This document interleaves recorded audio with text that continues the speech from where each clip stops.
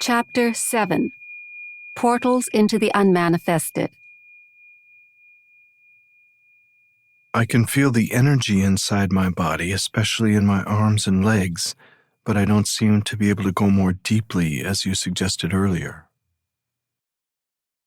Make it into meditation. It needn't take long. 10 to 15 minutes of clock time should be sufficient. Make sure first that there are no external distractions such as telephones or people who are likely to interrupt you. Sit on a chair, but don't lean back. Keep the spine erect. Doing so will help you stay alert. Alternatively, choose your own favorite position for meditation. Make sure the body is relaxed. Close your eyes. Take a few deep breaths. Feel yourself breathing into the lower abdomen, as it were. Observe how it expands and contracts slightly with each in and out breath. Then become aware of the entire inner energy field of the body. Don't think about it. Feel it. By doing this, you reclaim consciousness from the mind. If you find it helpful, use the light visualization I described earlier. When you can feel the inner body clearly as a single field of energy, let go, if possible, of any visual image and focus exclusively on the feeling. If you can, also drop any mental image you may still have of the physical body. All that is left, then, is an all-encompassing sense of presence or beingness, and the inner body is felt to be without a boundary. Then take your attention even more deeply into that feeling. Become one with it. Merge with the energy field, so that there is no longer a perceived duality of the observer and the observed, of you and your body. The distinction between inner and outer also dissolves now, so there's no inner body anymore. By going deeply into the body, you have transcended the body. Stay in this realm of pure being for as long as feels comfortable. Then become aware again of the physical body, your breathing, and physical senses, and open your eyes. Look at your surroundings for a few minutes in a meditative way, that is, without labeling them mentally, and continue to feel the inner body as you do so. Having access to that formless realm is truly liberating. It frees you from bondage to form and identification with form. It is life in its undifferentiated state prior to its fragmentation into multiplicity. We may call it the unmanifested, the invisible source of all things, the being within all beings. It is a realm of deep stillness and peace, but also of joy and intense aliveness.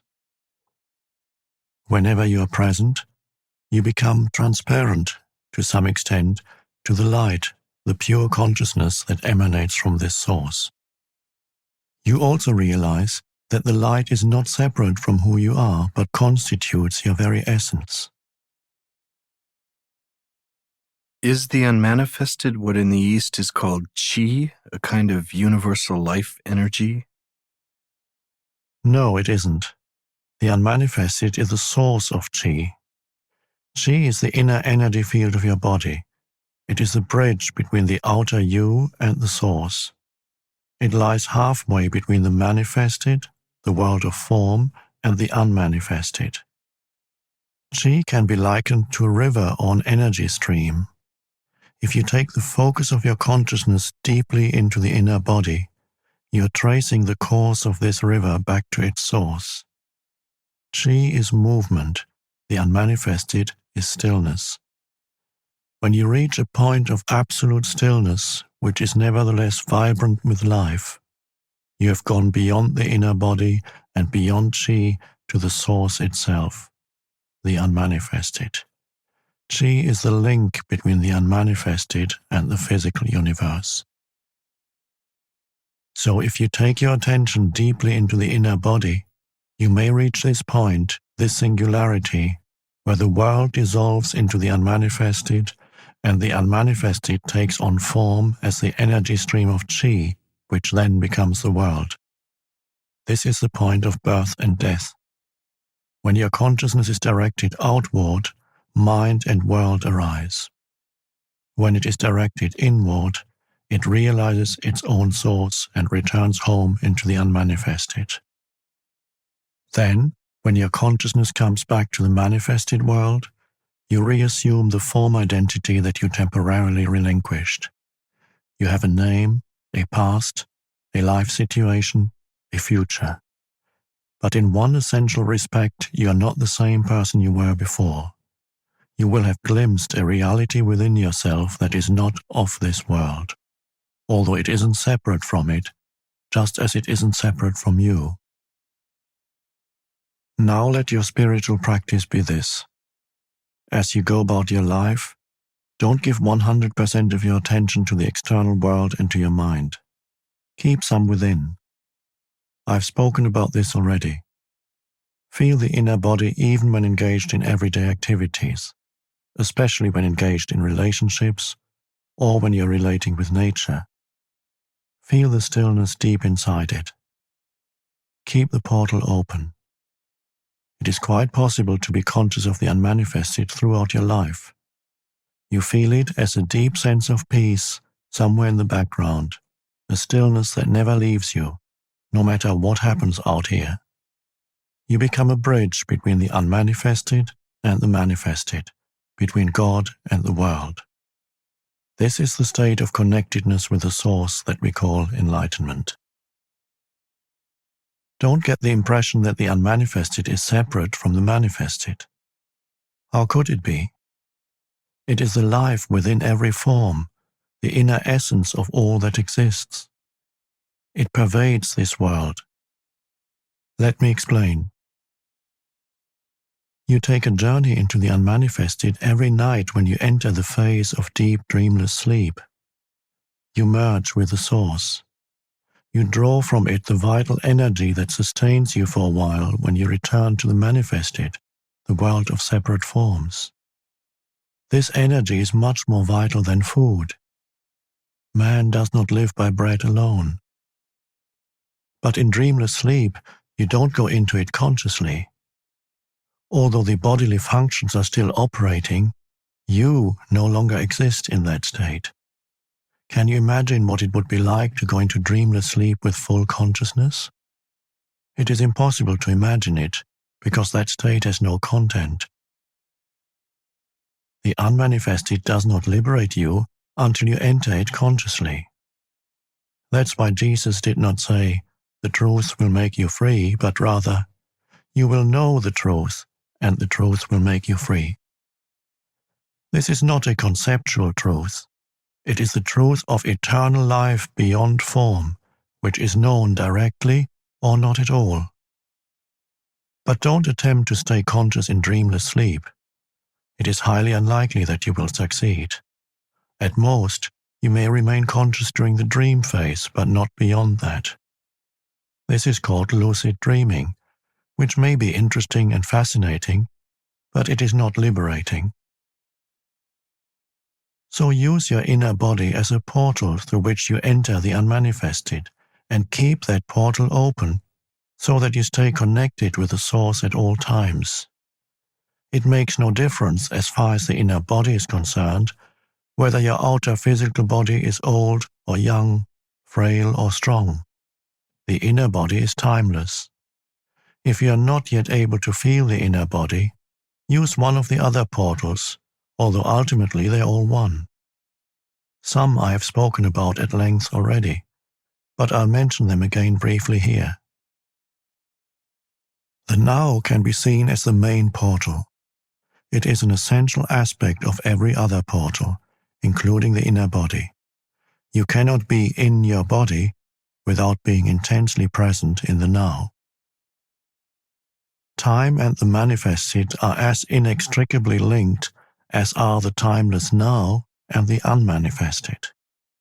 When you dissolve psychological time through intense present moment awareness, you become conscious of the unmanifested both directly and indirectly. Directly, You feel it as the radiance and power of your conscious presence. No content, just presence. Indirectly, you are aware of the unmanifested in and through the sensory realm. In other words, you feel the God essence in every creature, every flower, every stone, and you realize all that is holy. This is why Jesus, speaking entirely from his essence or Christ identity, says in the Gospel of Thomas, "Split a piece of wood, I am there. Lift up a stone, and you will find me there." Another portal into the unmanifested is created through the cessation of thinking. This can start with a very simple thing, such as taking one conscious breath, or looking, in a state of intense alertness, at a flower, so that there's no mental commentary running at the same time. There are many ways to create a gap in the incessant stream of thought. This is what meditation is all about. Thought is part of the realm of the manifested. Continuous mind activity keeps you imprisoned in the world of form and becomes an opaque screen that prevents you from becoming conscious of the unmanifested, conscious of the formless and timeless God essence in yourself and in all things and all creatures. When you're intensely present, you don't need to be concerned about the cessation of thinking, of course, because the mind then stops automatically. That's why I said the now is an essential aspect of every other portal. Surrender, the letting go of mental emotional resistance to what is, also becomes a portal into the unmanifested. The reason for this is simple. Inner resistance cuts you off from other people, from yourself, from the world around you.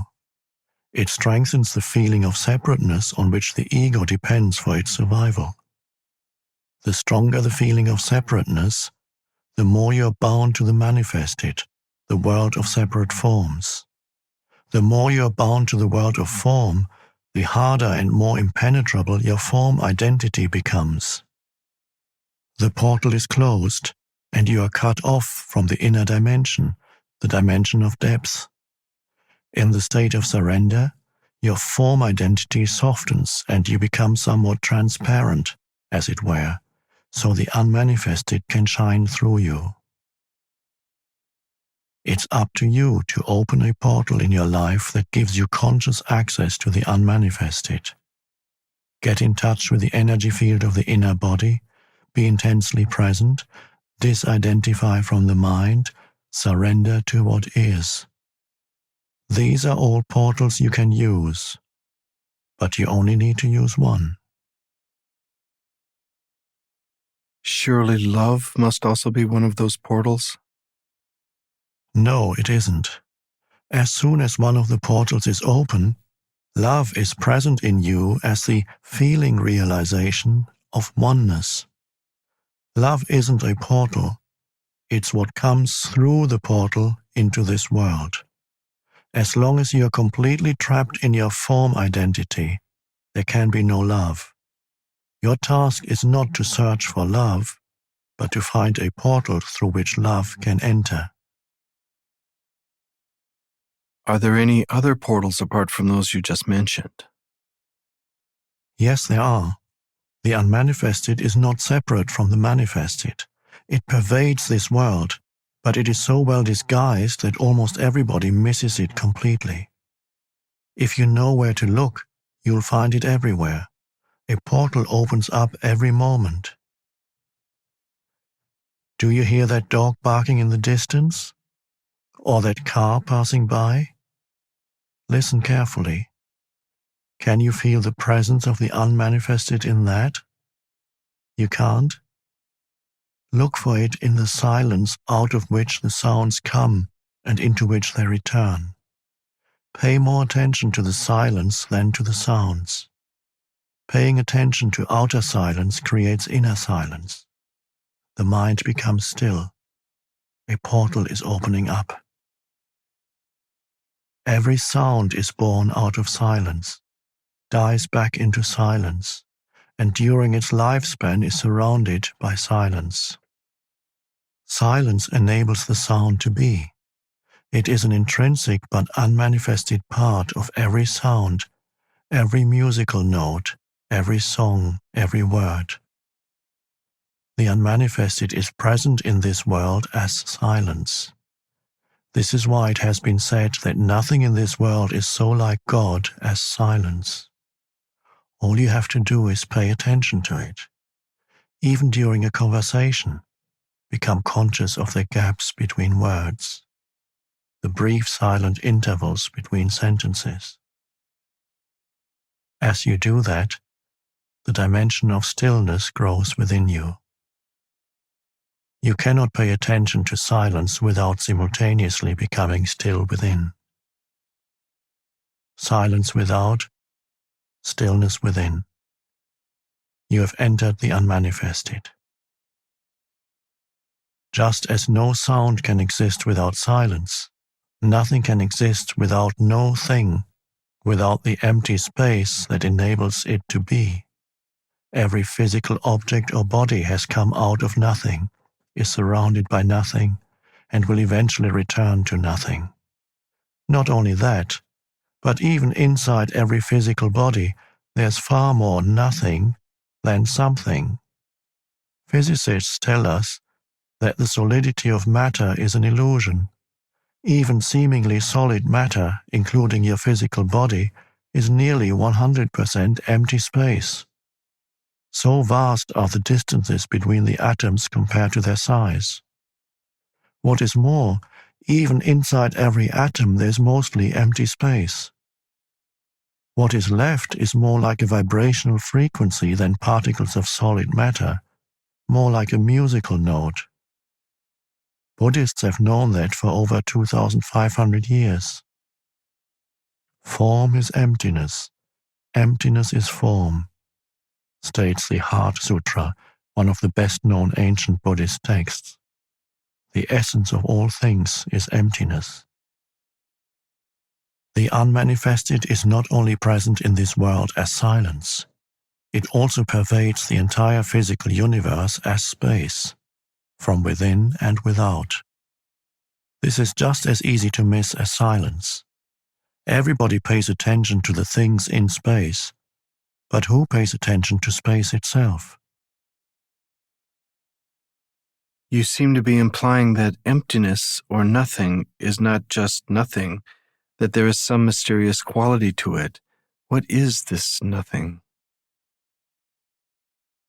You cannot ask such a question. Your mind is trying to make nothing into something. The moment you make it into something, you've missed it. Nothing, space, is the appearance of the unmanifested as an externalized phenomenon in a sense-perceived world.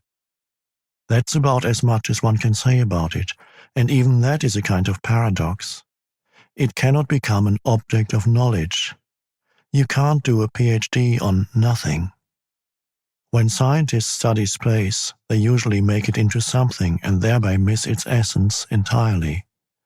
Not surprisingly, the latest theory is that space isn't empty at all, that it is filled with some substance. Once you have a theory, it's not too hard to find evidence to substantiate it, at least until some other theory comes along. Nothing can only become a portal into the unmanifested for you if you don't try to grasp or understand it. Isn't that what we're doing here? Not at all.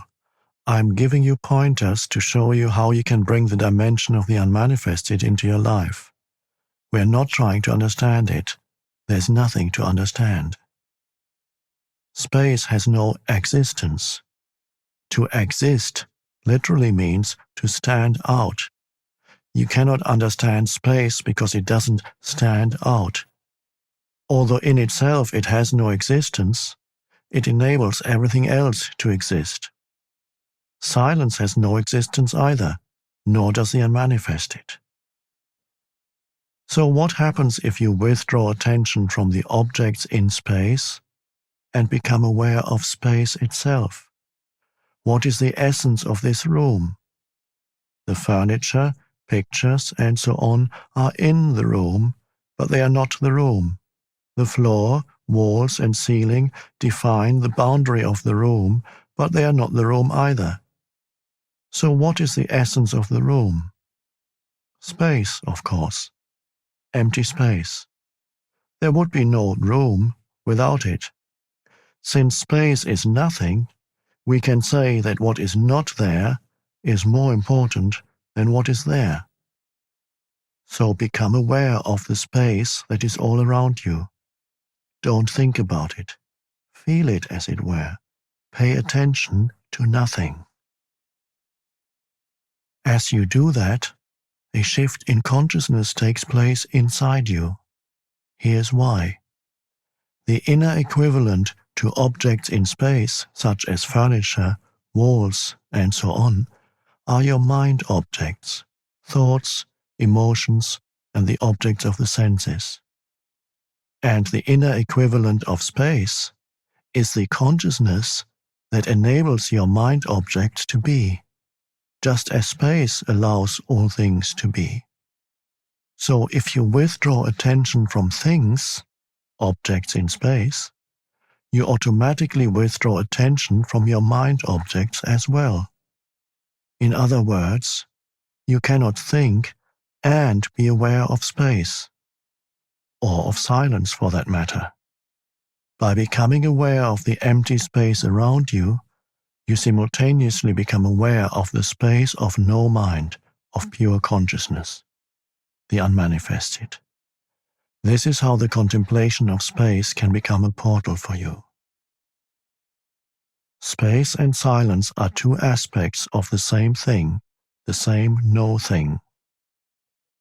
They are an externalization of inner space and inner silence, which is stillness, the infinitely creative womb of all existence. Most humans are completely unconscious of this dimension. There is no inner space, no stillness. They are out of balance. In other words, they know the world, or think they do, but they don't know God. They identify exclusively with their own physical and psychological form, unconscious of essence. And because every form is highly unstable, they live in fear. This fear causes a deep misperception of themselves and of other humans, a distortion in their vision of the world. If some cosmic convulsion brought about the end of our world, the unmanifested would remain totally unaffected by this. A Course in Miracles expresses this truth poignantly. Nothing real can be threatened. Nothing unreal exists. Herein lies the peace of God. If you remain in conscious connection with the unmanifested, you value, love, and deeply respect the manifested and every life form in it as an expression of the one life beyond form. You also know that every form is destined to dissolve again, and that ultimately nothing out here matters all that much. You have overcome the world, in the words of Jesus, or as the Buddha put it, you have crossed over to the other shore.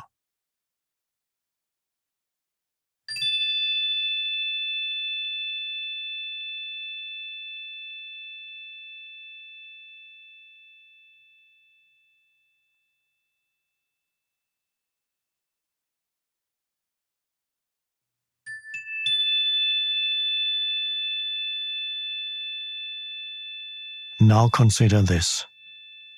If there were nothing but silence, it wouldn't exist for you. You wouldn't know what it is. Only when sound appears does silence come into being. Similarly, if there were only space without any objects in space, it wouldn't exist for you. Imagine yourself as a point of consciousness floating in the vastness of space. No stars, no galaxies, just emptiness.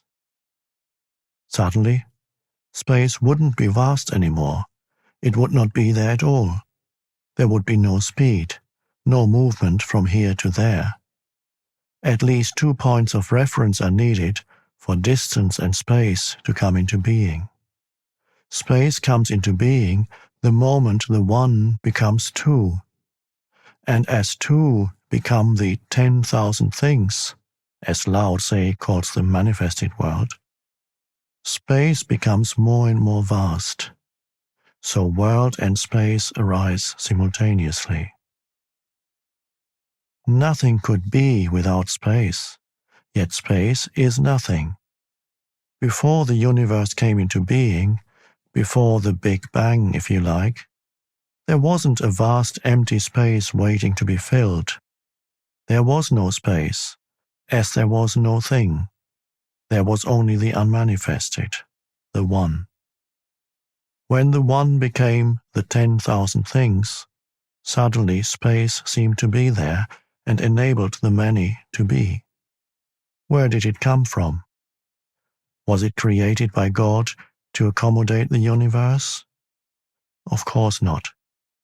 Space is no thing, so it was never created. Go out on a clear night and look up at the sky.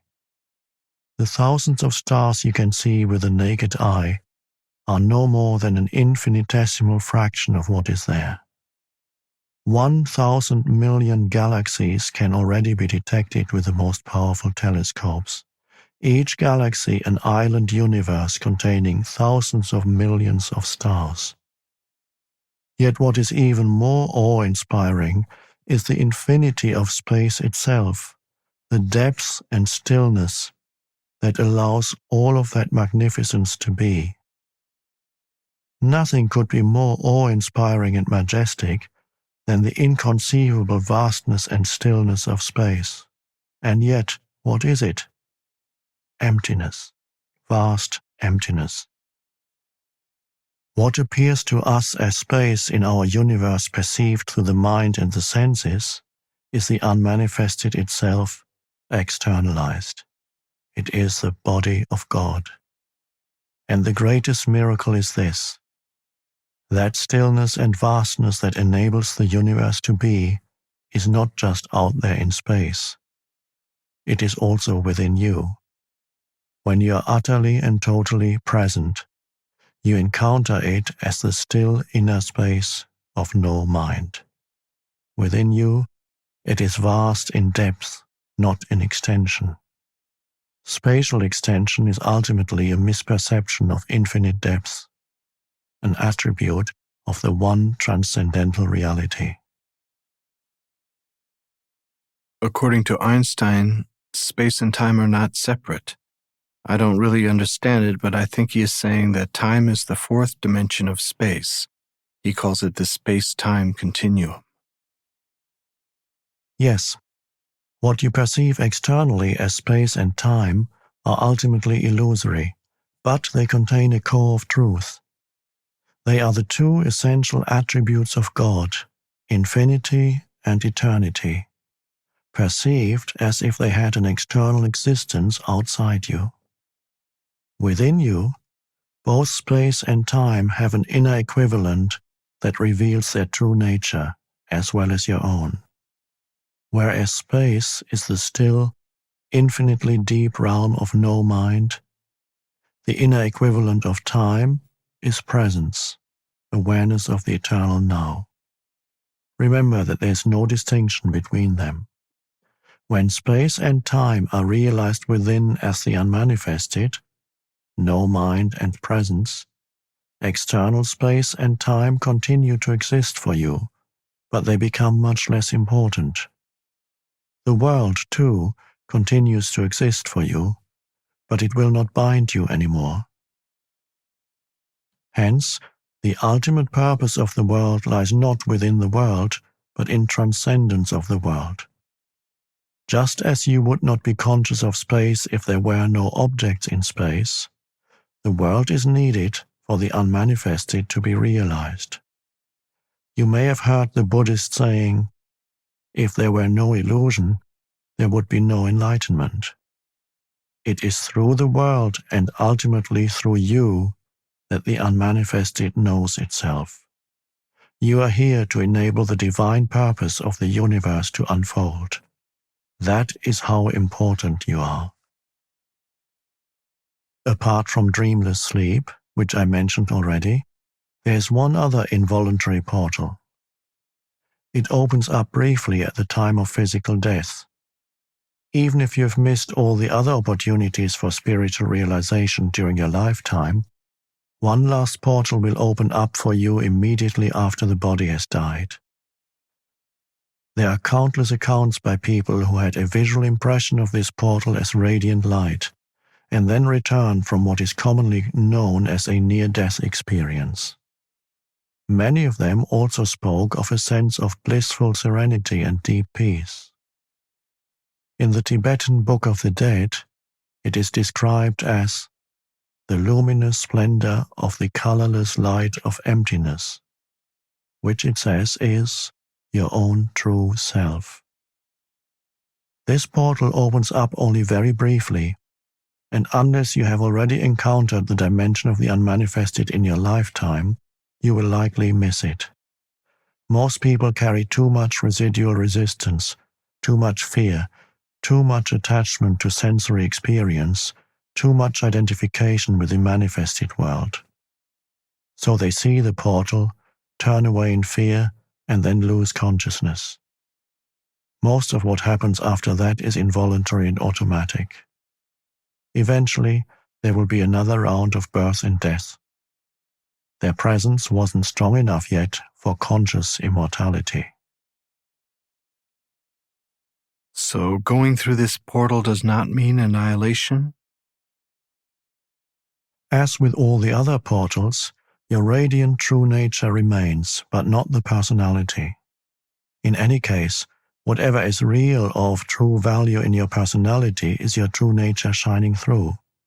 This is never lost.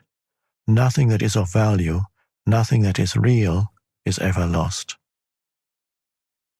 Approaching death and death itself, the dissolution of the physical form, is always a great opportunity for spiritual realization.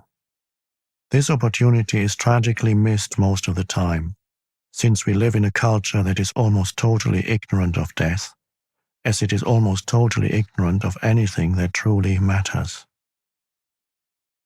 Every portal is a portal of death, the death of the false self. When you go through it, you cease to derive your identity from your psychological, mind-made form. You then realize that death is an illusion, just as your identification with form was an illusion.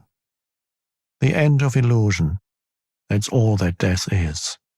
It is painful only as long as you cling to illusion.